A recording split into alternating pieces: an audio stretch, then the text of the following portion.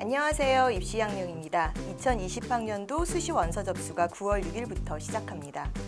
기말고사를 끝내고 수시 원서 접수를 앞두고 있는 학생들의 고민이 시작되는 시기이죠. 오늘 입시양명에서는 수시 원서 접수를 앞두고 수시와 정시 어떻게 준비해야 될까, 하나에만 집중해도 될까 하는 주제로 이야기를 나눠보려고 합니다. 학부모님들, 학생들이 대부분 가지고 계신 고민 중에 하나일 거예요. 수시하고 정시로 나뉘어져 있는 이 두 개의 입시 전형에서 나는 어떤 거에 집중을 해서 준비를 해야 될까? 고등학교 1학년부터 3학년 1학기까지 지내오면서 중간에 한 번씩의 고민을 겪게 되는데요. 결론부터 말씀드리면 두 가지 다 준비하셔야 합니다. 수시와 정시 둘 중에 하나를 선택하는 것이 아니라 둘 다 준비해야 선택의 폭이 넓어질 수 있다는 점 인지하시길 바랍니다.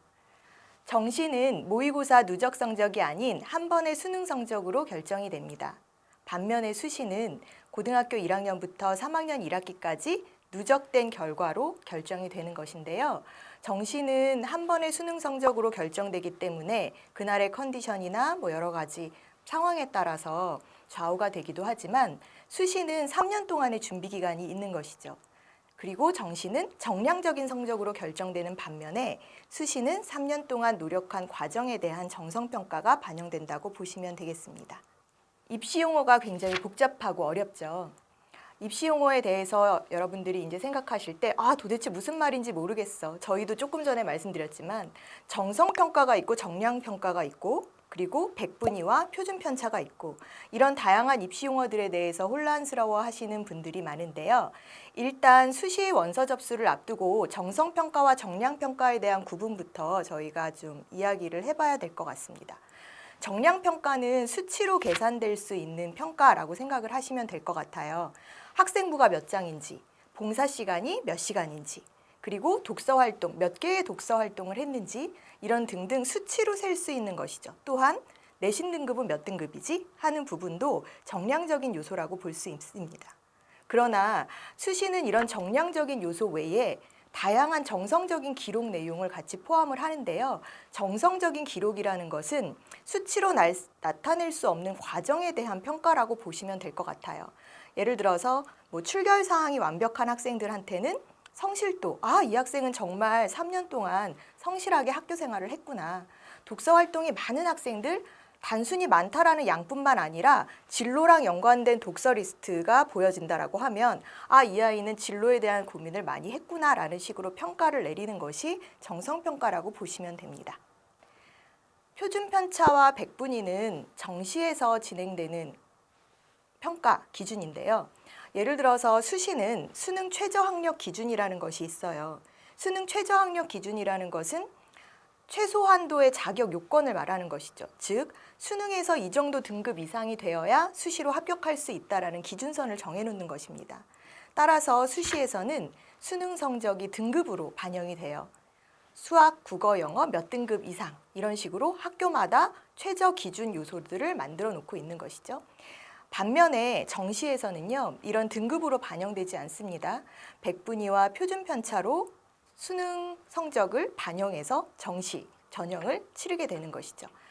백분위하고 표준편차는 이렇게 이해하시면 될 것 같아요. 백분위는 상대적인 나의 서열을 나타내는 거예요.